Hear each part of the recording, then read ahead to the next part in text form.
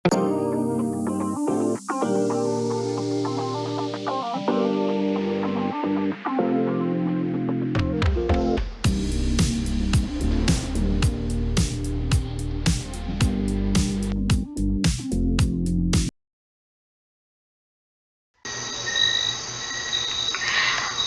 meron po akong share sa inyo na ah, part-time na pagkakakitaan.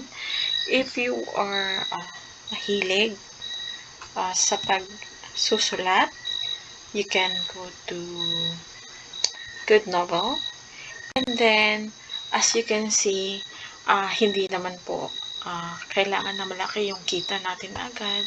If ever na uh, may trabaho kayo and then gusto nyo din mag-part-time na magsulat, yung mahilig kayo sa mga stories, so you can write a story and then have income. Okay? So, madami naman tayong mga idea on how to make a story. So, if you are really fan of reading, pwede din kayo maging writer. So, ako, meron akong tatlong stories. You can check in God Novel. You can read this story. So, nasa 82.2k words na ako. So, ongoing pa siya. So, hindi po talaga ibig sabihin na nakapagsulat na kayo ng story is kikita agad kayo ng malaki. So, depende din po yun sa effort natin. Katulad nito, this is a calendar for writing your story. If araw-araw kayong nagsusulat kayo, so example lang, ito is kumikita na siya ng $47.52.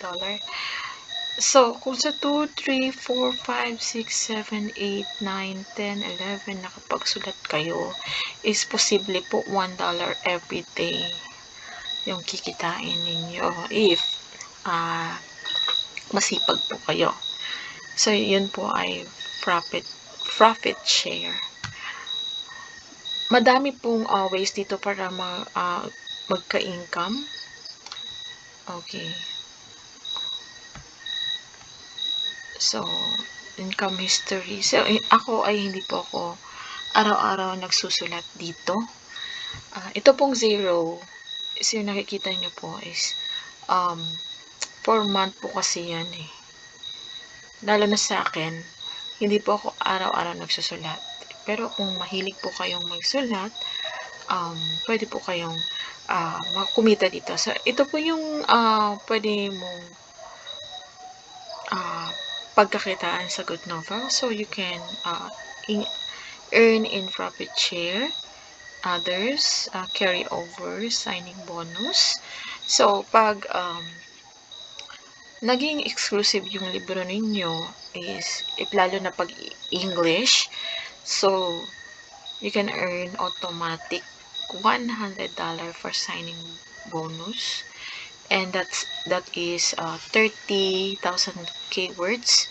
And then another bonus sa completion, I think $150 something like that. So monthly attendance mob, meron din po sila, and other time payment and reward share. So ayan po, pwede din po kayong mag-invite dito to earn din po. So, ilalagay ko mamaya sa description box yung link para direct po kayo sa Good Novel.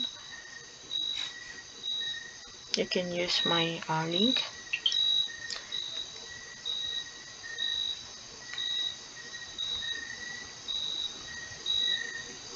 So, napakaganda po ng opportunity, lalong-lalo na sa mga estudyante. Kahit estudyante, pwede po kayong kumita sa pagsusulat po ng story. And then, ito po ay panghabang buhay na po ninyong pwedeng pwedeng maging part-time income.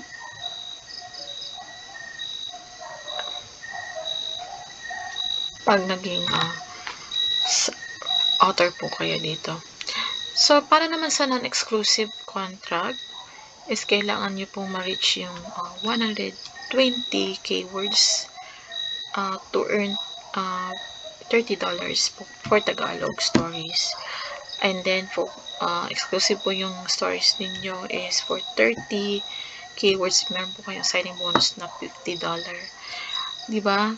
So, if ever may tatlo kayong story na exclusive, and then, so, ito pong tatlo is pag naka-signing bonus po kayo for 30k words each story. So, may $150 po kayo automatic sa inyong income. So, lahat ng story ko is non-exclusive. Pwedeng maging exclusive, pwede din maging non-exclusive. Sa non-exclusive kasi, pwede mong ilagay yung story mo sa ibang platform. But, pag exclusive kasi, exclusive yung books mo for only Good Novel lang po talaga. Wala na pong ibang platform. Kasi parang binili na nila yung libro mo. So, mas malaki lang yung kita ng exclusive kaysa non-exclusive. Pero, sa non-exclusive, pwede ka rin kumita sa ibang platform. So, depende naman yun. Pwede din po kayong pumili na non-exclusive yung libro nyo. So, you have the right to choose. So, yun lang po. And I hope na baka gusto nyo pong maging writer sa Good Novel. And check nyo na po yung link ko sa baba. Maraming salamat po. Don't forget to like and subscribe sa aking channel. Thank you.